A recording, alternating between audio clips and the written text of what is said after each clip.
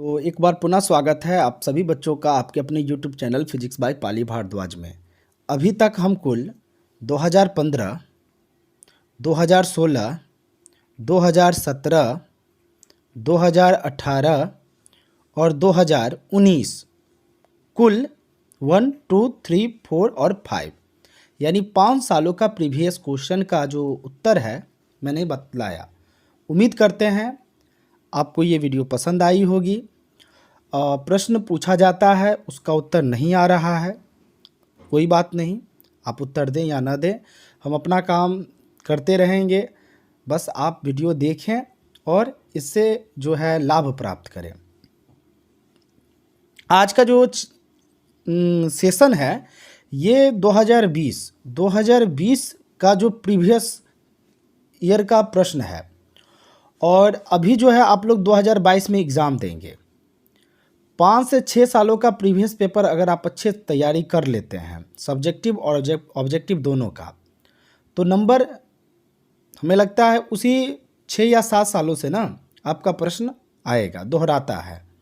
और हमने अभी तक जो सेट बनाया है तो आप देखे भी होंगे जो लगभग सभी प्रश्न ये 5 या 6 सालों में ही घूम रहा है, बाहर से कोई प्रश्न नहीं आया है। तो कम से कम थ्योरी हम नहीं बता रहे हैं, ऑब्जेक्टिव बता रहे हैं। ऑब्जेक्टिव को आप कंप्लीट कर लेंगे तो 35 में 35 निश्चित तौर पे आ जाएगा, यही टारगेट है। ये 34 नहीं होने वाला है, 35 में 35 हो जाएगा। लेकिन आप विश्वास रखेंगे अपने पे और प्रश्न को बनाने से पहले अच्छे से उस पर विचार करेंगे, प्रश्न को पढ़ेंगे, सोचेंगे। मिस्टेक हमसे भी होता है, आप देखते ही हैं, बताते हैं, अच्छे से समझाते हैं, लेकिन आंसर में क्या होता है, बताते हैं यहाँ पे सब कुछ सही है लेकिन टिक लग जाता है किसी और चीज़ में। तो वैसे प्रश्न को हम क्या करते हैं, जो बच्चे देखते हैं और बताते हैं तो मैं देखता हूँ, उस पर विचार विमर्श करता हूँ, फिर पिन करके जो है ना उसका आंसर मैं डाल देता हूँ। इसलिए यहाँ पे गलती का कोई सवाल नहीं उठता है। तो आरंभ करते हैं 2020 का प्रीवियस पेपर। पहला प्रश्न आपके बोर्ड पे है। प्रश्न कह रहा है कि आवेश का बीमा होता है। आवेश आप पढ़े होंगे तो इसका डायमेंशन क्या होता है। तो चूंकि आवेश को हम Q से सूचित करते हैं और Q बराबर होता है I गुने T होता है, और I एक मूल राशि है तो इसका बीमा होता है A, और समय का जो होता है बीमा होता है T। तो आवेश का बीमा क्या निकल गया, AT। तो हम पहला नंबर का जो सही उत्तर है हम जाएंगे ऑप्शन ए के साथ। ऑप्शन ए बिल्कुल सही उत्तर है। प्रश्न की अगली कड़ी, प्रश्न नंबर 2। ये प्रश्न बहुत बार आया है, इसका मान पूछता है। प्रश्न कह रहा है एप्सिलॉन नॉट का मात्रक। तो एप्सिलॉन नॉट का जो मात्रक होता है वो क्या होता है, कूलम्ब स्क्वायर प्रति न्यूटन मीटर स्क्वायर, और एक बताए थे फैराडे प्रति मीटर। इसी चीज़ को हम लिख सकते हैं फैराडे, प्रति का चिन्ह हटाएंगे तो मीटर इनवर्स, क्योंकि एक तो लगा होता है ना। हम बार बार आपको समझाते हैं कि फैराडे बट्टा मीटर, इसके ऊपर कुछ नहीं तो एक के ऊपर जाएगा तो इन्वर्स में आ जाएगा ना, तो ये भी हो सकता है। खैर देखते हो ऑप्शन क्या है। ऑप्शन में न्यूटन मीटर इन्वर्स नहीं होगा, फैराडे मीटर इन्वर्स, अच्छा आगे देखिए ये भी है नहीं। मैं चलूँगा ऑप्शन बी के साथ, इसलिए क्योंकि यहाँ पे कूलम्ब न्यूटन मीटर स्क्वायर नहीं दिया है, देगा तो आप याद रखना ये भी आंसर हो सकता है, ठीक है ना। तो ऑप्शन जो बी है इसका बिल्कुल परफेक्ट आंसर है, तो हम इसी के साथ जाएंगे। अगला जो प्रश्न कह रहा है, प्रश्न कह रहा है कि निम्नलिखित में किस राशि का मात्रक वोल्ट प्रति मीटर होता है। किस राशि का मात्रक वोल्ट प्रति मीटर होता है। तो आपको पता है कि जो वोल्ट प्रति मीटर की बात किया जाए तो ये विद्युत क्षेत्र का मात्रक होता है, क्योंकि वोल्ट प्रति मीटर को ही ना हम लोग लिखते थे ना, वोल्ट के लिए लिखते हैं ना जूल प्रति कूलम्ब। कैसे जूल प्रति कूलम्ब, तो विभव बराबर नहीं होता है कार्य W बट्टा Q नॉट, याद है ना। और मीटर यहाँ पे है तो मीटर ही लिखेंगे, याद होगा। और कभी कभी हम इसी चीज़ को, आपको याद होगा, ये बल के बराबर होते हैं न्यूटन, और ये मीटर है तो आप इसको न्यूटन मीटर भी लिखते थे, याद होगा, इस तरह से हम बताए होंगे। खैर प्रश्न जो कह रहा है उस पर चलते हैं। प्रश्न कह रहा है कि निम्नलिखित में किस राशि का मात्रक वोल्ट प्रति मीटर होता है। तो देखते ऑप्शन ए में क्या है, विद्युत फ्लक्स। अरे भाई विद्युत फ्लक्स का तो होता है न्यूटन मीटर स्क्वायर प्रति कूलम्ब, तो ये तो होगा ना, याद रखना। प्रति का जब चिन्ह हटा देंगे तो यहाँ पर माइनस लग जाएगा, तो विद्युत फ्लक्स भी पूछ देगा तो ये याद रखना, ये होता है। ये कब होता है, हम लिख देते हैं एक बार फिर से, न्यूटन मीटर स्क्वायर प्रति कूलम्ब, ठीक है। या इसी चीज़ को आप लिख सकते हैं न्यूटन मीटर स्क्वायर, प्रति का जब चिन्ह हटाएंगे तो कूलम्ब इन्वर्स हो जाएगा, तो इसके साथ हम नहीं जाएंगे। विद्युत विभव की बात किया जाए तो इसका मात्रक वोल्ट होता है। धारिता की बात किया जाए तो फैराडे होता है। तो ये 3 तो होगा ही नहीं, तो हम ऑप्शन डी के साथ जाएंगे क्वेश्चन नंबर 3 का। वीडियो अच्छे लगे तो वीडियो को शेयर करते जाएं और उन बच्चों तक पहुंचाएं जिनको ज़रूरत है। अगला जो प्रश्न है कहता है कार्बन प्रतिरोध का कलर कोड में लाल रंग का मान क्या होता है। देखो यहाँ लाल तो दे दिया है, हरा भी दे सकता है, कुछ भी। और इसके लिए एक फार्मूला हमने बताया था, याद होगा, बीबी रॉय, याद होगा बीबी रॉय ऑफ, इस तरह से बताए थे, B B Roy of great has been very good wife, इस तरह से बताए थे। और जो पहला अंक होता है उसका 0 होता है, दूसरा का 1 होता है, यानी बी से ब्राउन, ब्लैक ब्राउन है ना, आर फॉर रेड है ना, ओ फॉर ऑरेंज का 3, येलो का 4, इस तरह से हमने बतलाया था। तो खैर यहाँ प्रश्न में क्या कह रहा है याद कर लेना, जो बच्चे पढ़े हैं वो जो हमने फार्मूला लिखाया है उस फार्मूला को याद कर लेना, 1 नंबर मिल जाएगा, तुक्का पे नहीं जाना है, ठीक है। 0 जो होता है किसका होता है तो ब्लैक का होता है, 1 किसका होता है तो ब्राउन का होता है, 2 किसका होता है तो रेड का होता है, 3 किसका होता है तो ऑरेंज का होता है। तो यहाँ आपसे रेड पूछा गया है तो इसका जो सही उत्तर होगा हम ऑप्शन सी के साथ जाएंगे, ठीक है। अगला जो प्रश्न कह रहा है उसको देखते हैं। प्रश्न कह रहा है कि ए मीटर का प्रतिरोध होता है ए मीटर का प्रतिरोध क्या होता है, ये आपसे पूछ रहा है। तो मतलब प्रतिरोध होता है, क्या होता है, नहीं होता है, ये पूछ रहा है ना। तो ए मीटर का जो प्रतिरोध होता है वो कम होता है, याद रखना, इसका जो होता है कम होता है और आदर्श रूप में ये 0 के बराबर हो जाता है। तो यहाँ पे जो सीधा मान पूछ रहा है तो देखते हैं ऑप्शन क्या है, कम है, बड़ा है, बहुत कम है, बहुत बड़ा है। तो ऑप्शन ए के साथ हम लोग जाएंगे क्वेश्चन 5 का। अगला प्रश्न फिर से रटाया हुआ प्रश्न है, एल आर परिपथ की प्रतिबाधा क्या होती है, ये प्रश्न का रहा और हमने 2 4 नहीं 5 6 नहीं 8 10 बार बतलाया है। तो ये आपका रहा आज का HW प्रश्न। देखिए उत्तर दीजिएगा, लॉजिक गेट भी आपके लिए आज शाम में हम उपलब्ध करवा देंगे। अगला जो प्रश्न है कह रहा है, देखिए 5वां बार प्रश्न आया, चुंबक की ज्यामितीय लंबाई LG यानी ज्योमेट्रिकल लेंथ तथा चुंबकीय लंबाई LM में संबंध है, रिलेशन पूछ रहा है। इसका दोनों का रिलेशन क्या होता है, तो क्या रिलेशन बताए हैं, ये प्रश्न भी आप HW कर लीजिए, उत्तर दीजिएगा जरूर। अगला प्रश्न कह रहा है कि लॉरेंज बल के लिए कौन सा व्यंजक सही है। एक वीडियो कल हमने बतलाया था, उसमें भी था, मिस्टेक भी हुई थी, उसमें भी था। तो क्वेश्चन नंबर 8 का जो सही उत्तर होगा हम बता देते हैं। होता क्या है, सबसे पहले आपको हम बताए थे कि F बराबर होता है QE प्लस QV गुना B, ऐसा बताए थे। और इसी चीज़ को जब हम सॉल्व करते हैं तो आप देखिएगा दोनों में Q है तो Q को कॉमन ले लेते थे। तो Q को जब हम कॉमन लेते थे तो F बराबर हो जाता था Q और ब्रैकेट में E वेक्टर प्लस V गुना B वेक्टर, इस तरह से। तो देखिए ऐसा कहीं ऑप्शन है, ऑप्शन ए में क्या कह रहा है, Q तो है लेकिन F है भाई, सब में F ही दिया हुआ है। ऑप्शन ए में भी यही है, इसमें भी है, ये भी है, ये भी। तो इसके हिसाब से गलती है, यहाँ पे ई होना चाहिए, सब में क्या होना चाहिए था, ई होना चाहिए था। अब चलो ई कोई बात नहीं, ई लेके चलो, मिस्टेक हो गया होगा इसमें, तो ई का लेके चलते हैं। तो अब ऑप्शन मिलाते हैं, क्या हमने बताया था, तो Q into E vector plus V vector गुना B वेक्टर, मिलाइए, ऐसा कहीं है, B वेक्टर इसमें है, V वेक्टर भी है, E वेक्टर। तो ऑप्शन बी जो है ना, आगे भी देख लीजिए, V गुने भी है, E है, Q में है, नहीं Q है। तो और ऑप्शन डी भी जो है यहाँ पर Q इंटू F वेक्टर यानी E मान के चलेंगे तो B वेक्टर। तो ऑप्शन डी तो खैर नहीं होगा, V गुने B है, यहाँ प्लस है, नहीं ब्रैकेट में इसको लिखे, हाँ। तो ऑप्शन ए जो है ना ये बिल्कुल सही है, जब इसको आप ई कर देंगे। तो ऑप्शन ए के साथ हम जाएंगे, क्वेश्चन नंबर 8 का सही उत्तर ए के साथ जाएंगे, बिल्कुल सही है। चलते हैं क्वेश्चन नंबर 9 की ओर। क्वेश्चन नंबर 9 कह रहा है किलोवाट घंटा किसका होता है, तो भैया ये तो ऊर्जा का होता है ना। कितना बार आपने ये प्रश्न पढ़ा भी होगा, किलोवाट घंटा किसका मात्रक होता है, ऊर्जा का होता है। तो 9 का जो है उत्तर हम देखते हैं क्या होता है, ऐसे आप लोग देख के बताएंगे। शक्ति का तो नहीं होता है, बल आघूर्ण का नहीं होता है, विद्युत धारा का तो नहीं होता है, तो नहीं होता होगा तो नहीं होता होगा। तो किलोवाट घंटा जो होता है वो विद्युत ऊर्जा का मात्रक होता है, कि इलेक्ट्रॉन वोल्ट होता है। यहाँ पे आपको हम कंफ्यूज कर दिए हैं। कन्फ्यूजन की बात नहीं है, अगर आप पढ़े होंगे तो इसका उत्तर जरूर देंगे। तो क्वेश्चन नंबर 9 जो है ये रहा आपका HW प्रश्न। हमको लगता है ये कम से कम 6-7 बार भी आया होगा, नहीं? तो इसका उत्तर आप जरूर देंगे। अब हम क्या बोले वो उस पर नहीं जाइएगा, आप अपना उत्तर बताएंगे। देखते हैं आंसर आता है कि नहीं। नहीं आता है तो हम बता देंगे। अगला प्रश्न कहता है आवेशित संधारित्र पर संग्राहक पट्टिका और संघनक पट्टिका में आवेशों का जो योग होता है शून्य के बराबर होता है। ये बात हमने बतलाया था पिछले क्लास में भी। तो चलो उत्तर ही बता दिए। तो ऑप्शन देखते हैं। ऑप्शन ए शून्य कह रहा है, तो ऑप्शन ए के साथ हम लोग जाएंगे क्वेश्चन नंबर 10 का। क्वेश्चन नंबर 11 कह रहा है कि हीरा का अपवर्तनांक करीब होता है। देखो कल ही ने बताए थे, जो कल हम आपसे प्रश्न पूछे किसका अपवर्तनांक ज़्यादा होता है, तो हीरा का होता है कितना, तो 2.42 समथिंग बताए थे ना कल। बोले थे ऐसा ही प्रश्न कर देगा और आज प्रश्न आ भी गया। तो ऑप्शन ए में 1 है, 1.5 है, 2.42 है। तो ऑप्शन बिल्कुल सी बिल्कुल 100% सही है। क्वेश्चन नंबर 11 के बाद अब चलते हैं 12 की ओर। 12 नंबर कहता है दो समान धारिता सी वाले, यानी दो समान धारिता, यानी C1 एक धारिता एक C2 धारिता है।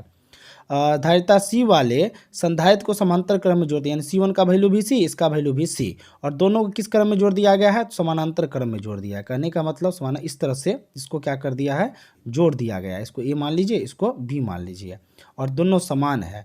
तो कहता है उसकी समतुल्य धारिता क्या होगी, तो आपको पता है कि CP बराबर होता है C1 प्लस C2, इसका वैल्यू C, इसका वैल्यू C, तो बराबर 2C।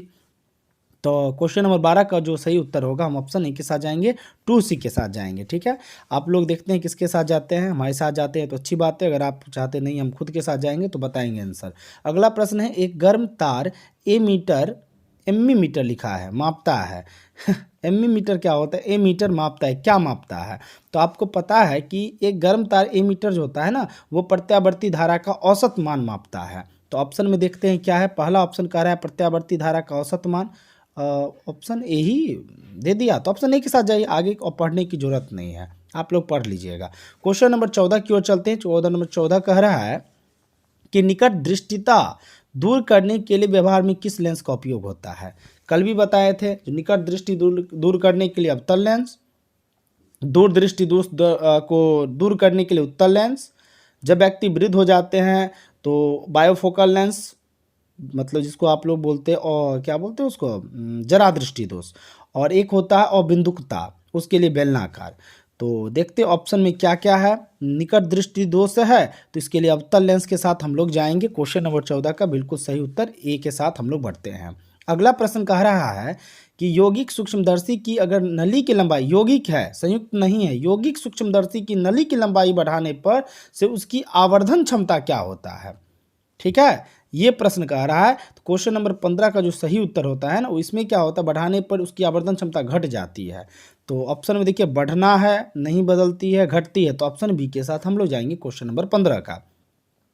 बात करते हैं क्वेश्चन नंबर 16 की। क्वेश्चन नंबर 16 कहता है 20 सेंटीमीटर फोकस दूरी वाले उत्तल लेंस की क्षमता डायोप्टर में होती है, ये क्या होती है? तो P बराबर हम बताए थे 1/f मीटर, बताए थे ना, और 1/f का जो वैल्यू है क्या है, 20 दिया है, लेकिन सेंटीमीटर में दिया है तो मीटर में बदल ना लीजिए। मीटर में बदलने के लिए क्या करेंगे, 10⁻⁻2 से इसको गुना कर देंगे, तो ये मीटर में एक्सचेंज है, क्योंकि ये सेंटीमीटर में और आपको मीटर में लाना है सूत्र के हिसाब से। ये क्लियर? अब क्या करते हैं, इतना बात समझ गए होंगे, थोड़ा सा कलर चेंज कर देते हैं इसका, ताकि आपके को ज़्यादा चमके नहीं। हाँ, तो क्या आया, 1/ कितना आ गया था, 20 × 10⁻⁻2। अब ये ऊपर चला जाएगा, जब इसको आप ऊपर लेके जाएंगे तो क्या हो जाएगा, तो ये हो जाएगा 10⁻⁻2 ऊपर गया तो इसको 10⁻2 प्लस में और नीचा 20 हो जाएगा। अच्छा, 10⁻2 को हम 100 लिख सकते हैं और नीचा 20, तो 0 से 0 कट गया, 2 5 10, यानी 5/1 पलट जाए, यानी आपका हो गया ये कितना, 5 पलट जाएगा तो 5 ही ना हो। तो इसका जो सही उत्तर है देखते हैं क्या है। ऑप्शन ए में कह रहा है 4, ऑप्शन बी के साथ जाते हैं 5 के साथ। ठीक है, क्वेश्चन नंबर 20 का जो सही उत्तर होगा वो होगा ऑप्शन बी 5। आप देखिए सॉल्व करके बतलाए। अगला जो प्रश्न है लो भैया, ये प्रश्न हम बताए भी थे कि संयुक्त सूक्ष्मदर्शी की आवर्धन क्षमता के लिए कौन सा संबंध सही है, और इसके लिए हम बताए थे m बराबर -L/FO और इंटू 1 + D/F सफिक्स में, ऐसा करके बतलाए थे। थोड़ा सा देख लीजिएगा आप लोग, है ना, ये फार्मूला सही है। माइनस था कि प्लस था, थोड़ा सा बनाने पर, चूँकि ये सब रट्टा मारने वाला नहीं है, तो एक बार इसको जो है ना थोड़ा देख लीजिएगा, मेरे हिसाब से देख लीजिएगा तो सही होगा। वैसे ऑप्शन ए में वही मिलता जुलता है, लेकिन सब प्लस में है, और ऑप्शन ए मिल भी रहा है, लेकिन आप देख लीजिएगा और आप उसका उत्तर बताएंगे। वैसे मैं एक बार चेक करके इसके बारे में बता दूंगा। वैसे ऑप्शन एक साथ अभी जा रहे हैं, लेकिन आप लोग भी चेक करके बता देना, ठीक है। क्वेश्चन नंबर 18 की ओर बढ़ते हैं। क्वेश्चन नंबर 18 कह रहा है कि नमन कोण का मान उत्तरी ध्रुव से विषुवत रेखा की ओर जाने पर क्या होता है। मतलब नमन कोण होता है ना, उसका मान जो होता है उत्तरी ध्रुव से विषुवत रेखा पे जाने पर क्या होता है। तो सबसे पहले आप जानते हैं ये पृथ्वी है, और ये इसका नॉर्थ पोल होता है और ये इसका साउथ पोल होता है। तो नमन कोण का जो मान होता है ध्रुव पर, यानी थीटा बराबर कितना डिग्री होता है, 90 डिग्री होता है। और भूमध्य रेखा की बात किया जाए, ये भूमध्य रेखा की बात किया जाए तो इस पर जो होता है 0 डिग्री होता है, कल बताए थे।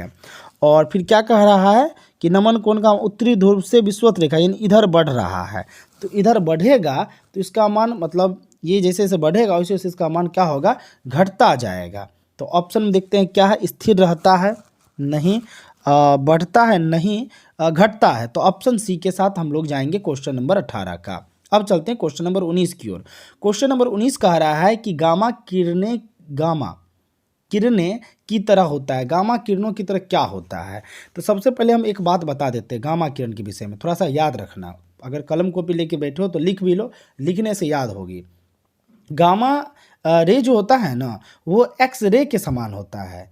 क्यों होता है, तो क्योंकि वे जो होते हैं शुद्ध ऊर्जा के फोटोन हैं। क्या है, शुद्ध ऊर्जा के वे फोटोन होते हैं। और एक्स रे की बात किया जाए, है ना, एक्स रे और गामा रे किरणों के जो मूलभूत गुण होते हैं वो बिल्कुल इक्वल होते हैं, बिल्कुल क्या होते हैं, समान होते हैं। लेकिन परमाणु के विभिन्न भागों से आते हैं। ये क्या होते हैं, परमाणु के विभिन्न भाग से आते हैं। चूंकि एक्स रे नाभिक के बाहर की प्रक्रियाओं से क्या कहते हैं, उसको उत्सर्जित होता है, लेकिन गामा जो रे होता है वो नाभिक के अंदर से उत्पन्न होती है। इतना बात याद रखना। लेकिन यहाँ जो प्रश्न कह रहा है जी गामा किरणें की तरह कौन होती है, अल्फा होती है नहीं, बीटा होती है नहीं, कैथोड होती है नहीं। एक्स रे के बारे में कर रहे थे ना, ऑप्शन तो देखने की बात नहीं थी। तो ऑप्शन डी के साथ हम लोग जाएंगे क्वेश्चन नंबर 19 की ओर। हमने इसका कॉन्सेप्ट भी अभी बतला दिया। अगला प्रश्न कहता है कैथोड किरणें होती है। अब लो इसके बारे में सुन लो, कैथोड किरणें क्या होती है। कैथोड किरणें इलेक्ट्रॉन की एक धारा होती है, ठीक है, जो विसर्जन नलिका में कैथोड इलेक्ट्रॉन से जब एनोड की ओर गति करती है तो उसमें क्या होता है, जब वो गति करती है तो कैथोड किरणें अत्यधिक गतिशील ऋणात्मक कोणों का एक समूह बन जाती है, मतलब समूह होती है। चूँकि इलेक्ट्रॉन का जो प्रवृत्ति होती है वो एक ऋणात्मक कण है, तो हम कह सकते हैं कि कैथोड जो है ये एक इलेक्ट्रॉन की तरह होती है। तो ऑप्शन में देखते हैं, पहला ऑप्शन ही इलेक्ट्रॉन है, तो ऑप्शन बी के साथ हम लोग ए के साथ जाएंगे क्वेश्चन नंबर 20 का। अगला प्रश्न कह रहा है कि इलेक्ट्रॉन वोल्ट की इकाई होती है। अभी एक प्रश्न पूछे थे ऊपर KWH, तो उसमें बताए थे और उसमें चर्चा भी किया, तो उसका आंसर भी बताए थे, लेकिन ये भी प्रश्न आपका HW रहा, इसका उत्तर आप लोग देंगे। अगला प्रश्न कह रहा है प्रकाश का वेग महत्तम होता है किस में, तो प्रकाश का वेग सबसे ज़्यादा महत्तम निर्वात में होता है। देखते हैं ऑप्शन में क्या, हवा नहीं, शीशा नहीं। अभी ऑप्शन में कुछ मत कीजिए, नहीं मत कीजिए। देखिए पहले ऑप्शन पर हवा है, शीशा है, पानी, निर्वात है। चलो निर्वात है, तो ऑप्शन डी के साथ हम लोग जाएंगे क्वेश्चन नंबर 22 में। अगला प्रश्न कह रहा है कि प्लांक स्थिरांक की बीमा यानी एच की बीमा पूछ रहा है, क्या होता है प्लांक स्थिरांक का बीमा क्या होता है। तो सबसे पहले आप जानते हैं ई बराबर क्या होता है, एच न्यू होता है, क्लियर, और बताए थे। और एच की बीमा पूछ रहा है तो एच को रहने दो यहाँ, ई बराबर के बाद रहने दो, और न्यू गुना में इधर गया तो ये हो गया भाग में। इतना बात क्लियर। ई यहाँ पे आपका हो गया गतिज ऊर्जा, क्या हो गया, गतिज ऊर्जा, और न्यू क्या हो गया, तो आवृत्ति हो गया, क्लियर। तो सबसे पहले एच का पूछ रहा है, तो गतिज ऊर्जा का जो बीमा होता है तो कैसे निकालेंगे, तो सूत्र से। तो गतिज ऊर्जा ई बराबर क्या होता है, हाफ mv² होता है। और m संख्या है तो संख्या का कोई बीमा नहीं होता, फर्स्ट ईयर में आप पढ़े होंगे। m मतलब द्रव्यमान, और द्रव्यमान का बीमा m ही होता है। और v यानी वेग। तो वेग बराबर आप जानते हैं वो होता है इसका बीमा L⁻⁻1। चूंकि इसका स्क्वायर तो स्क्वायर कर दीजिए 1 होता है। अब देखिए इसकी पावर 1 प्लस में, इस पर पावर माइनस है, तो 1 को जब 2 से गुना करेंगे तो L पे पावर 2 हो जाएगा, -1 को 2 से गुना तो T पर पावर -2 हो जाएगा। क्लियर। तो ये हो जाएगा mL² T पर पावर -2। ये आपका निकल गया स्थिति गतिज ऊर्जा का। और आवृत्ति जो होता है बराबर होता है 1/T। क्लियर। तो इसके ऊपर कुछ नहीं, एक ये ऊपर जाएगा तो T पर पावर -1 हो जाएगा। तो आवृत्ति का बीमा देख ली, इसका बीमा देख ली, दोनों देखेंगे। और अब H का निकालते हैं, तो H बराबर क्या हम बताए थे E/V। तो E का बीमा क्या निकालें, तो mL² T पर पावर -2 और आवृत्ति का तो T पर पावर -1। तो एगो से एगो कट जाएगा तो यहाँ 1 बचेगा। क्लियर। तो बीमा क्या निकल गया, तो बीमा निकल गया mL² T पर पावर -1। तो देखिए चेक कीजिए इसमें है क्या, ऑप्शन ए कह रहा है mL² T पर पावर, तो ऑप्शन ए में ही है, तो ऑप्शन ए के साथ जाएंगे क्वेश्चन नंबर 23 का जो सही उत्तर होगा। चलते हैं क्वेश्चन नंबर 24 की ओर। क्वेश्चन नंबर 24 कह रहा है, ध्यान देंगे, क्वेश्चन नंबर 24 कह रहा है कि एक AMU बराबर होता है। AMU का मतलब क्या होता है, AMU का मतलब, तो AMU का मतलब होता है एटॉमिक, लिख देता हूँ एटॉमिक, है ना, M फॉर मास और U फॉर यूनिट होता है। क्लियर। U फॉर यूनिट यानी 1 एटॉमिक मास यूनिट बराबर कितना होता है। तो चूंकि आप पढ़े होंगे एक एटॉमिक मास यूनिट जो होता है 1.661 गुना 10 पर पावर -18, है ना, माइक्रोग्राम के बराबर होता है, याद रखना ये मान। क्लियर।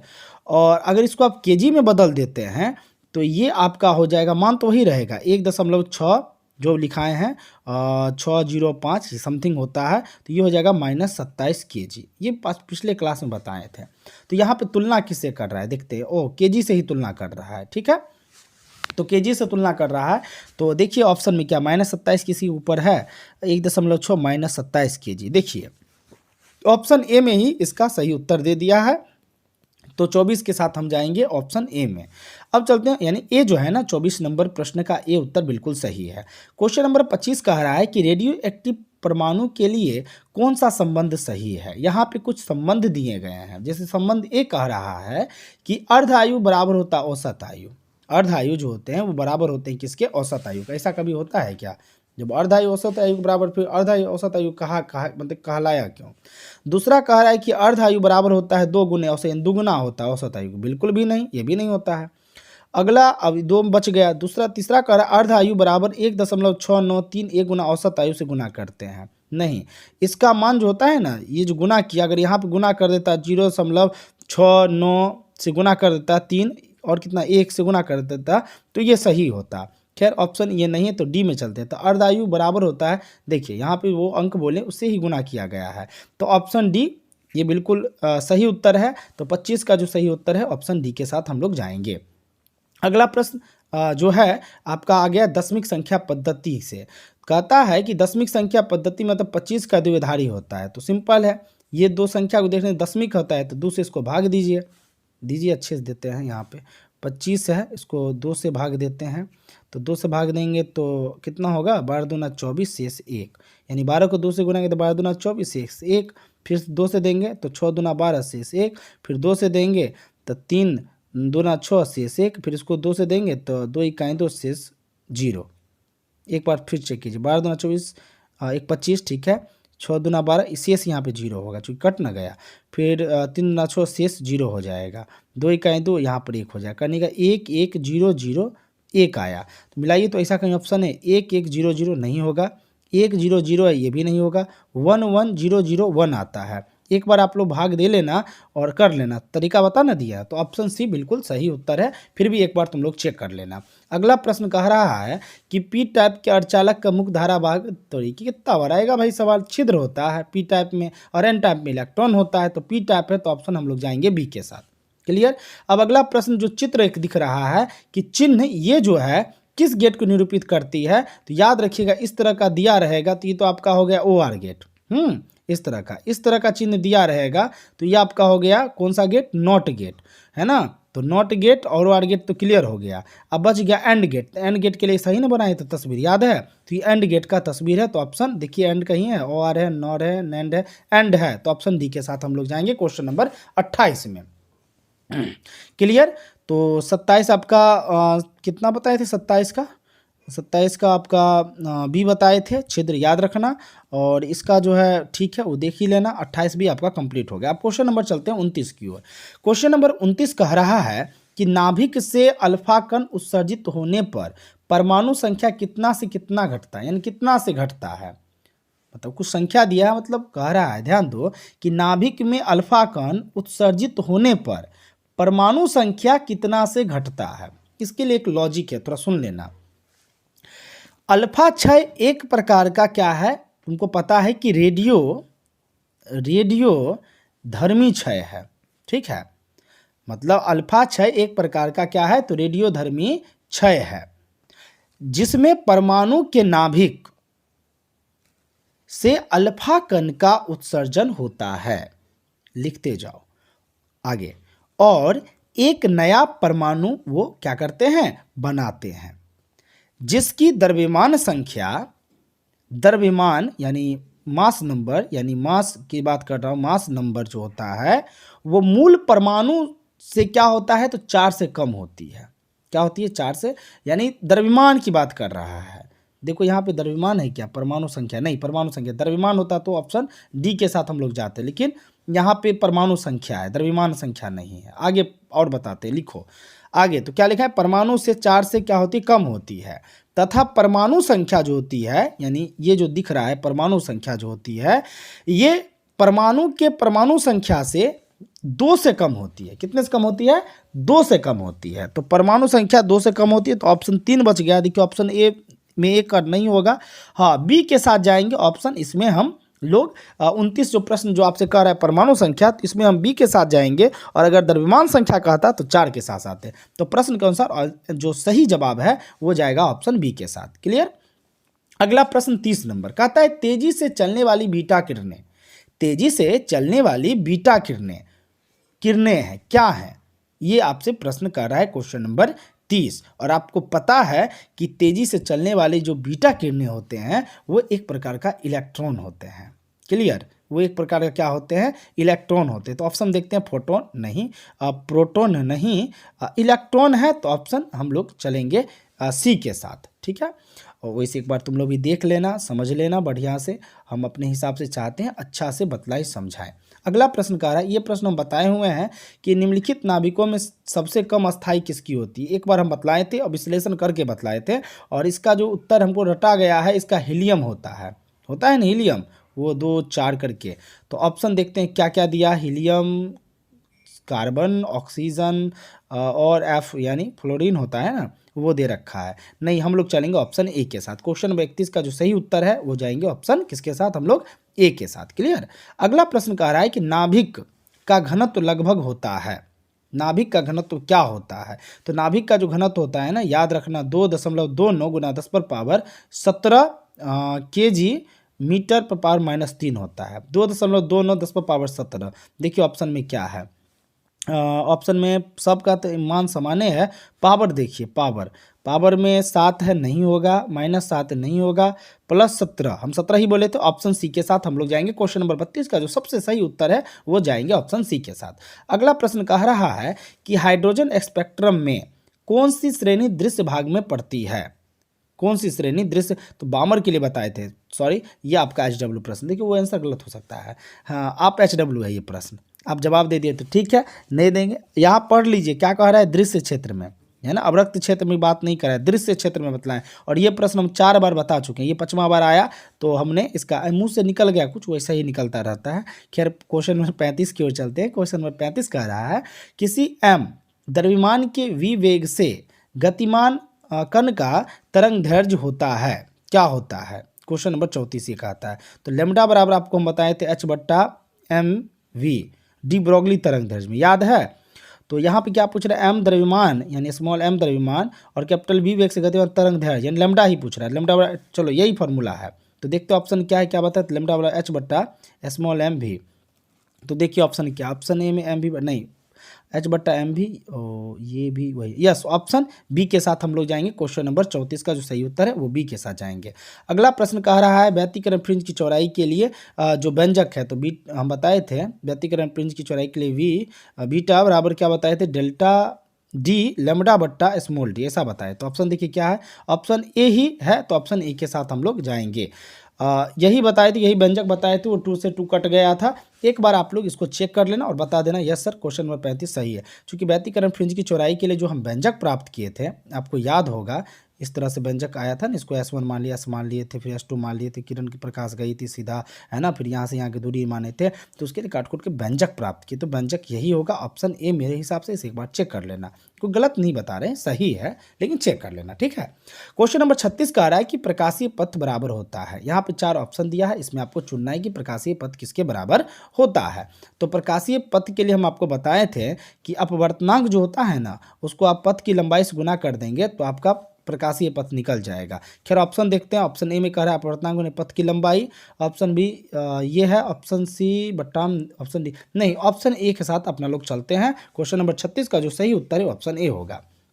अगला प्रश्न कह रहा है 37 नंबर कि विद्युत चुंबकीय तरंगों की प्रकृति होती है। तो विद्युत चुंबकीय तरंगों की प्रकृति ध्रुवन चैप्टर में पढ़ाई थी कि अनुप्रस्थ होती है। तो ऑप्शन देखते हैं क्या क्या, ऑप्शन ए में ही अनुप्रस्थ है, तो अनुप्रस्थ के साथ हम लोग चलेंगे। क्वेश्चन नंबर 37 का जो सही बिल्कुल उत्तर होगा।